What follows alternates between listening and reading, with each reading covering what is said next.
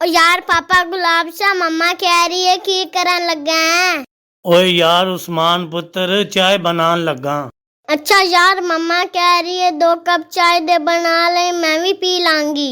हाँ? अच्छा। यार होन की करन लगा है। ओए यार कपड़े इस्त्री करन लगा। अच्छा कपड़े तो इस्त्री करन लगे मम्मा कह रही है एक सूट मेरा भी इस्त्री कर दियो। अच्छा। ओ यार पापा जी होन की करन लगे हो। चलो ओ नान लगा वहां। अच्छा नानता लगे हो फिर मम्मा कह रही है वॉशरूम में साफ कर दिया जी। अच्छा। अच्छा जी होन किथे चले हो। चलो जहन्नम में चला चला तो है गई हाँ बुला मम्मा नु नाल उन भी लेके जा।